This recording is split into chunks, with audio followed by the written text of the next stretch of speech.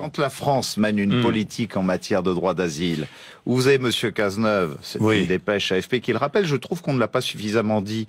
Cazeneuve a calé pour inciter les migrants à demander l'asile en France. C'est une incitation. Et quand on sait que 95% des déboutés du droit d'asile restent en France, 95% de ceux qui n'obtiennent pas le droit d'asile restent en France. Lorsque l'on sait le coût et la durée pour instruire une demande de droit d'asile, c'est 24 mois. Donc il faut réduire la durée. Et vous savez combien ça coûte à la France par mois ? 15 100 000 euros. 15 100 000 euros multipliés par 24, et quand on sait qu'au bout de 24 mois, ceux qui sont déboutés pour 95% restent en France, voilà le résultat de cette politique de duplicité du gouvernement. Je demande la réduction du délai d'instruction du droit d'asile de 24 à 6 mois. On a commis une erreur à droite. Laquelle? C'est que nous n'avons pas fait la réforme que j'aurais souhaité et que Nicolas Sarkozy a souhaité, mais sans doute n'a-t-il pas eu le temps de la mettre en œuvre. Mais en tout cas, que nous devons... C'est marrant parce que les réformes, on n'a jamais le temps de les mettre en œuvre. Oui, mais bon, c'est peut-être marrant, mais enfin, vous savez, c'est curieux. Administrer un pays, constater la situation dans laquelle nous sommes, à un moment, il faut être pragmatique, reconnaître ce que nous avons fait de bien et de mal. Ça fait partie aussi de la part d'humilité que les hommes politiques doivent avoir. Et puis, se dire qu'à un moment, nous devons centraliser sur un seul ministère qui est celui de l'Intérieur et non pas répartir entre le ministère des Affaires étrangères et le ministère de l'Intérieur, OFPRA, etc., pour que tout soit centralisé, qu'on soit plus rapide et plus efficace.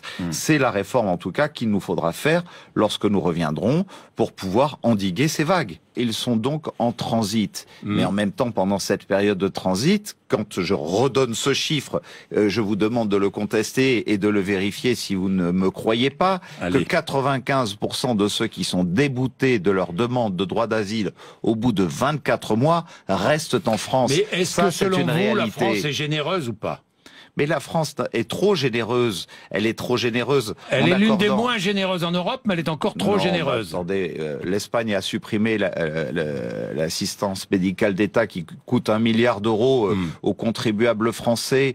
Vous savez que lorsque vous êtes depuis 3 mois en situation irrégulière en France, vous bénéficiez à 100% des remboursements des frais de santé, alors que le contribuable français qui paie ses impôts n'est pas remboursé à 100%. Vous trouvez que c'est normal? Vous trouvez que c'est normal que pour les demandes de droit d'asile, on débourse 15 millions d'euros par mois et il y a tant d'aides que nous devons supprimer. Nous attirons parce que nous sommes trop généreux. Alors vous direz que c'est pas très charitable ce que je dis, mais est-ce que c'est charitable de donner le sentiment à ces gens qu'ils peuvent embarquer et prendre des risques avec des conséquences dramatiques en Méditerranée? Est-ce que vous trouvez que c'est charitable qui traversent la Méditerranée de les laisser se perdre dans nos villes et nos campagnes? Que faites-vous de ces migrants? Blocus. Dissuasion. Dissuasion. Non mais d'accord. Voilà, je demande depuis des mois et des mois à ce que nous mettions en place une flotte aérienne et navale qui longe les côtes du sud de la Méditerranée et notamment de la Libye, que l'on coule les navires des passeurs lorsqu'ils sont vides dans leur port et que l'on frappe le plus fort possible contre toutes les filières qui sont dans les pays dont nous avons rappelé tout à l'heure les origines. C'est-à-dire que nous allons... Et où c'est Daesh, c'est Boko Haram, nous allons en Libye, etc.